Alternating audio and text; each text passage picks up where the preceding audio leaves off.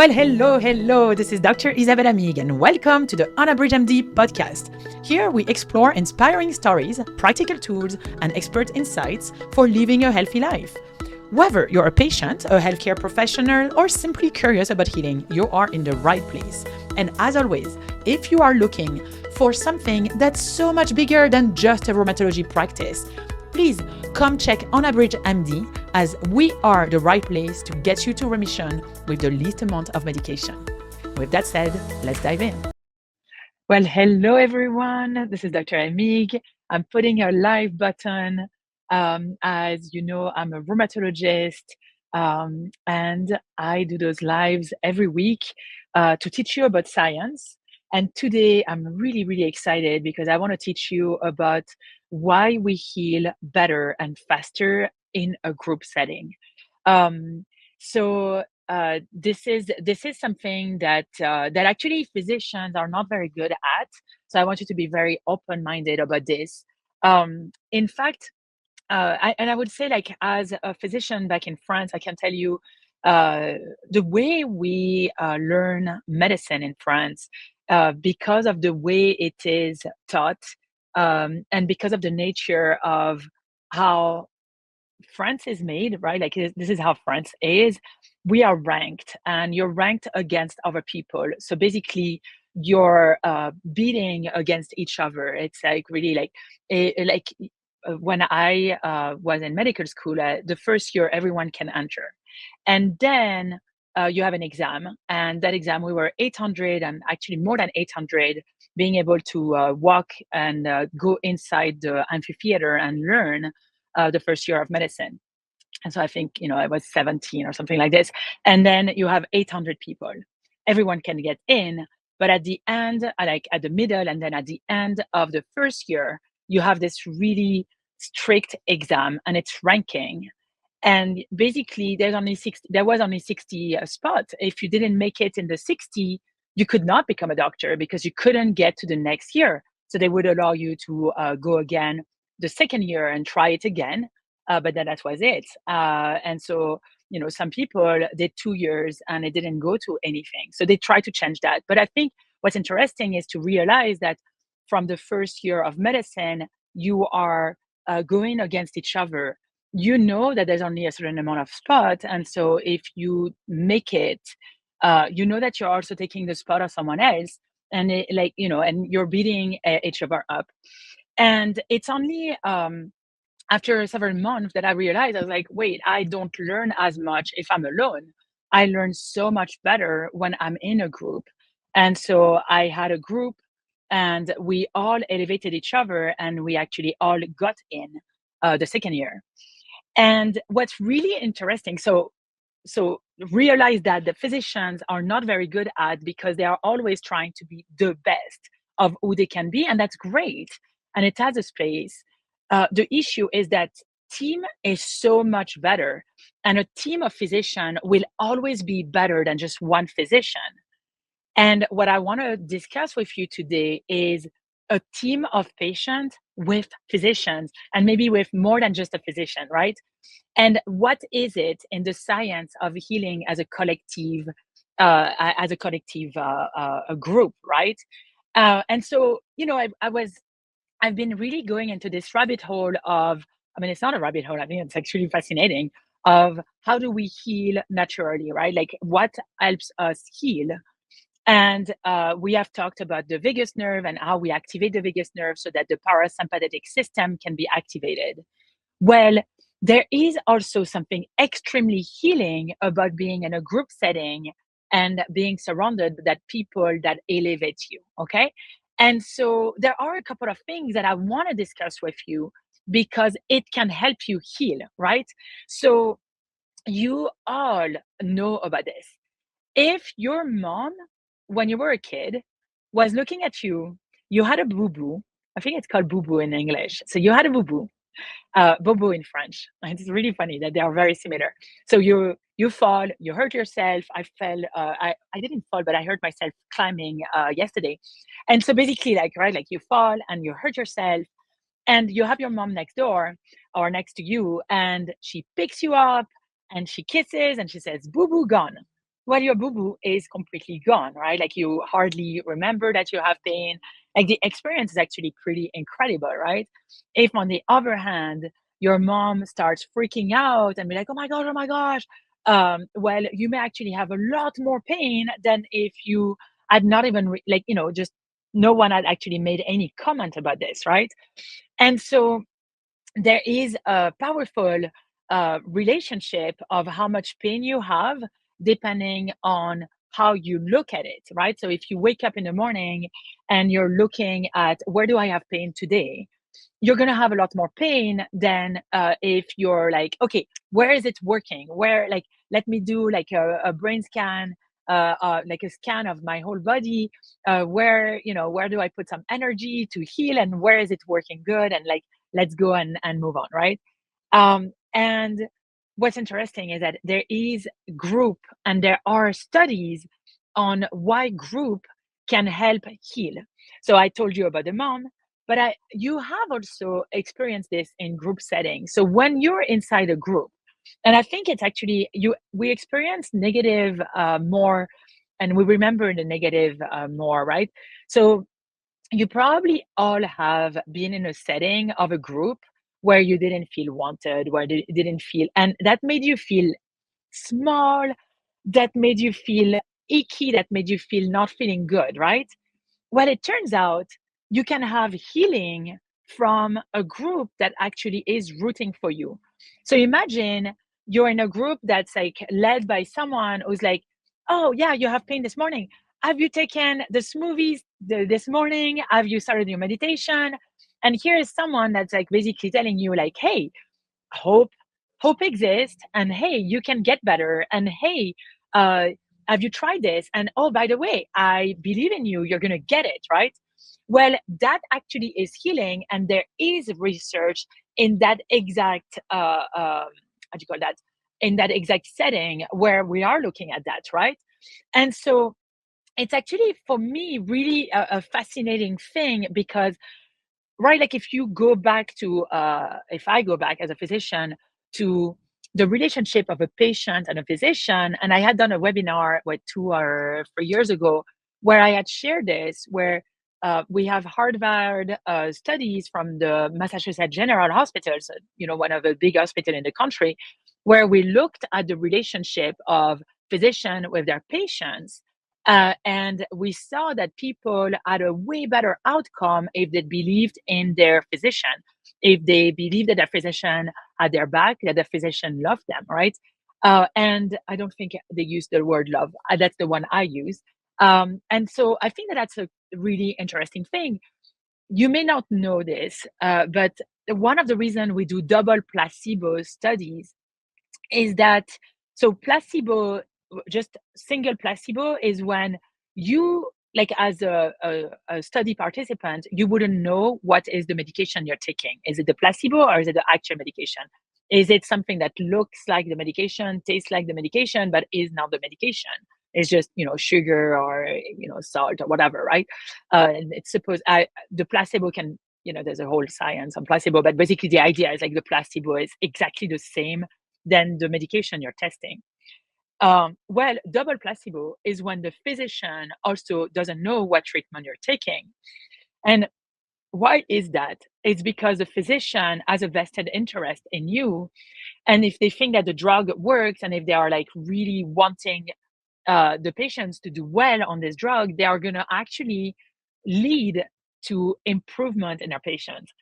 And I find this really, really cool, because in medicine, you're learning that this is a bad thing, that you're trying to study against that. But what if this actually is a good thing, right? Like, instead of us thinking of it as something bad, I think we need to start teaching medical students that this is actually something that we all need to embrace, where if your physician believes in your healing, you are going to heal, right? And this is something that's really important. This is why I don't take every single patient in my practice, because I sometimes feel like I cannot be the right person for a patient, because I don't believe that they want to heal. And if I don't believe that they want to heal, I might be in a position where I don't believe that they can heal, right?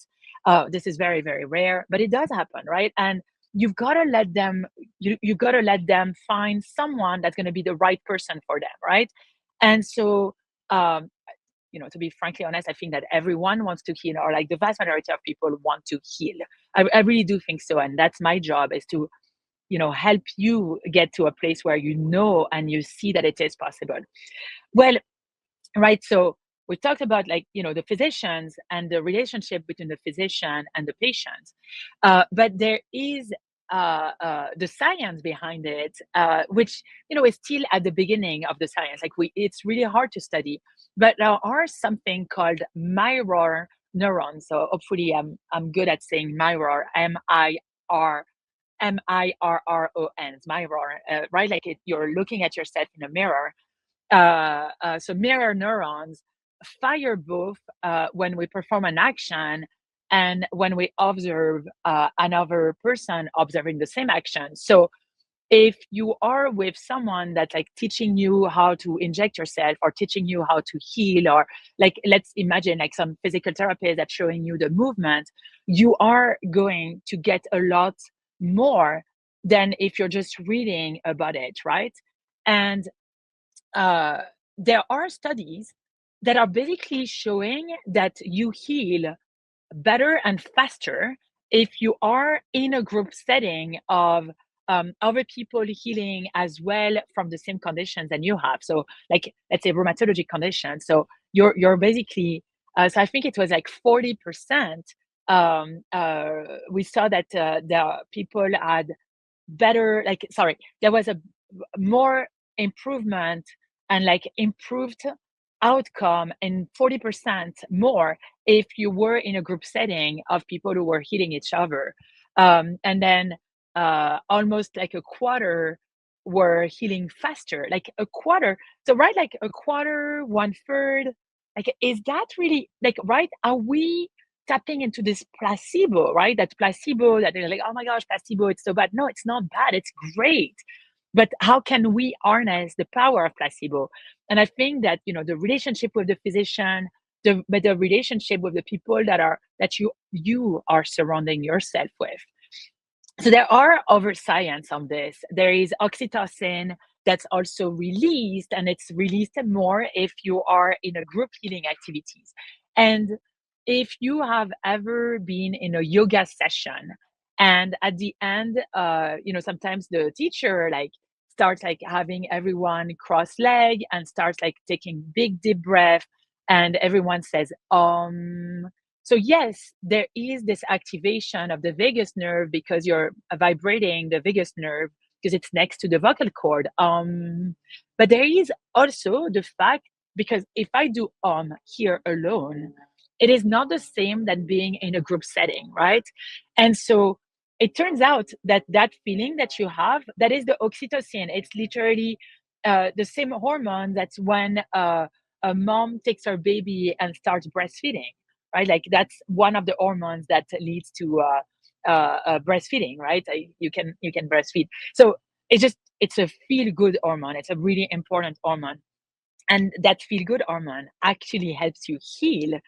And it also, it's actually really really cool to see that in a group healing, you're healing faster, you're healing better, you're healing deeper, and you're going to have this oxytocin go up, and you're going to have lower level of cortisol, which is this adrenergic hormone. Remember, like the adrenergic system is the flight or fight. That's, a lot of cortisol.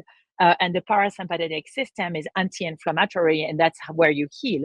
Well, you can harness that in this group setting. And I find it really, really fascinating to me that you can actually prove by science that being in a group setting will help you heal faster, better, deeper, and that you can actually study that by looking at cortisol level, inflammatory cytokines like a protein, as well as cortisol level, right? Like an oxytocin and so on. So some other things that we know from group setting is that it basically helps you feel in a group setting, in a safe environment, and you are basically gonna try more things. You're gonna show up. you're going to actually help each other. And we know that there's going to be less pain if you're in a group setting versus if you're in an individual treatment. So one of the group that I saw that really was fascinating to me, it's back pain. If you have chronic back pain, even if it's just mechanical, right? Like you've had an accident, one of your vertebrae is destroyed, and you had surgery, and then you have back pain. When in group setting, that back pain is actually going to be better than if you're alone dealing with that pain, right? Um, and we're talking about like up to 75% improvement of this pain just being in a group setting. And there is also less relapse rate. Um, and so, when I'm looking at all of this, what am I basically sharing with you is, I think, I love the drugs that we have in rheumatology. Like they are life changing. Um, Biologics are incredible. They can really like target the actual inflammation, the pathways that's causing the inflammation in your body. I love them.